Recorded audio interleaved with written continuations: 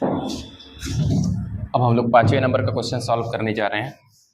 5वें नंबर का क्वेश्चन है कि यक्स बराबर cos theta minus cos 2 theta और वाई बराबर sine theta minus sine 2 theta. बस इतना ध्यान रखना है कि इसमें दोनों में कॉमन थीटा है और थीटा के सापेक्ष दोनों का अवकलन कर देंगे।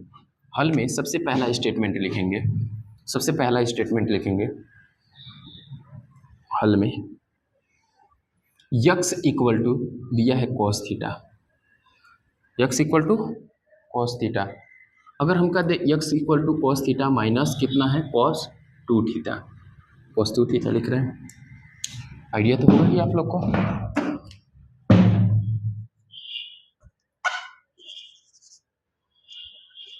कॉस 2 थीटा क्या करेंगे, यक्स के सापेक्ष दोनों को मार्कर से हो रहा है यार, दोनों पक्षों का यक्स के सापेक्ष थीटा के सापेक्ष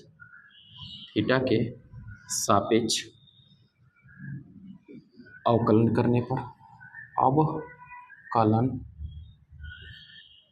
पर अगर दोनों पक्षों का यक्स के सापेक्ष थीटा के सापेक्ष अवकलन कर रहे हैं तो इधर हो जाएगा dx अपान में डी थीटा, क्योंकि थीटा के सापेक्ष अवकलन कर रहे हैं तो इधर कितना हो जाएगा D theta of cos theta, cos theta minus d theta of cos 2 theta. dx की जगह पे dx बटे में डी थीटा की जगह पे डी थीटा बराबर कॉस थीटा का अवकलन होता है माइनस साइन थीटा। अगर यहाँ पे थीटा थीटा है तो फिर से अवकलन नहीं होगा। अगले वाले टर्म्स में चलते हैं। अगले वाले टर्म्स में डी डी एक्स ऑफ इस कॉस का अवकलन होता है माइनस साइन टू थीटा और फिर इसका अवकलन होगा 2 थीटा का डी थीटा ऑफ 2 थीटा। अगले वाले स्टेप में चलेंगे dx अपान में डी थीटा का जो मान आ जाएगा ये माइनस साइन थीटा और इसका माइनस का माइनस में गुणा होगा तो प्लस बन जाएगा। साइन थीटा की जगह पे साइन थीटा लिख रहे हैं, नमस्कार, साइन थीटा की जगह पे साइन थीटा लिख रहे हैं।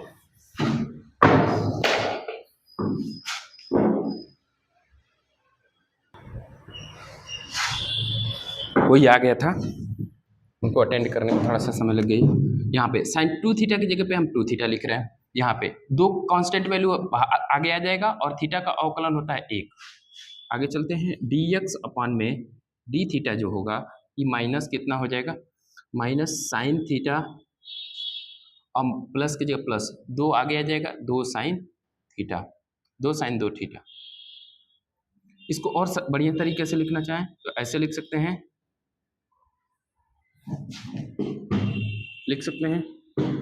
dx अपान में डी थीटा जो होगा ये 2 sine 2 theta minus sine theta होगा।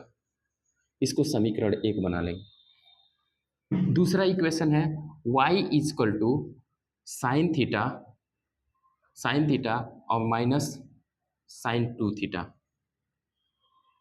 आइडिया होगा इसके बारे में। पुनः दोनों पक्षों का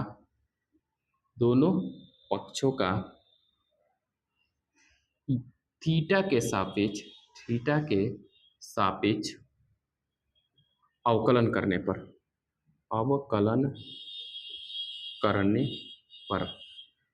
अगर दोनों के थीटा के सापेक्ष अवकलन कर रहे हैं तो डी वाई अपान में डी थीटा हो जाएगा और इसका डी थीटा ऑफ कितना होगा sine theta minus d theta of sine 2 theta हो जाएगा, sine 2 theta d y upon d theta equal to ये हो जाएगा साइन थीटा का अवकलन होता है कॉस थीटा और साइन थीटा का अवकलन होगा कॉस 2 थीटा है इसलिए 2 थीटा। अब फिर 2 थीटा का अवकलन होगा d theta of 2 theta d y upon d theta के जगह पे डी थीटा बराबर कॉस थीटा के जगह पे कॉस थीटा लिख रहे हैं माइनस कॉस 2 थीटा के जगह पे कॉस 2 थीटा और इसका अवकलन करेंगे तो दो आगे कर देते हैं, इसको समीकरण 2 बोल देंगे। इतनी बातें समझ में आ रही तो देखिए आगे चलते हैं। अब हम इन दोनों समीकरणों का यूज करके, इन दोनों समीकरण 2 और 1 का यूज करके dy अपन dx निकाल लेंगे। इसको हटाते हैं, आगे चलते हैं।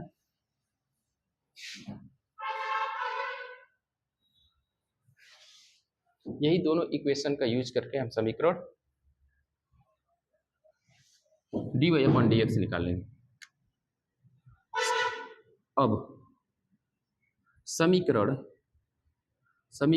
2 में समीकरण 1 से भाग देने पर, समीकरण 2 है dy अपन डी थीटा, dy अपन डी थीटा बराबर cos theta minus 2 cos theta, जबकि इसमें समीकरण 2 से भाग देना है। समीकरण 2 एक क्या है, dx अपान में डी थीटा, dy अपन dx में राइट हैंड साइड में क्या है, cos theta minus 2 cos theta, 2 cos theta बटे में उसके राइट हैंड साइड में क्या है, 2 sin theta minus cos theta, ना sin थीटा, थीटा तो डी थीटा कट जाएगा तो बचेगा कितना, डी वाई अपान में डी एक्स बराबर cos theta minus 2 cos theta, अब बटे में कितना हो जाएगा, 2 sin theta minus sin theta. यही आंसर हो। इसको देखिए और समझने की कोशिश करिए, यही हमारा हल है। तो दोस्तों कैसा लगा ये हमारा 1 से लेके 5 तक का क्वेश्चन? अगर अच्छा लगा तो लाइक और सब्सक्राइब कीजिए।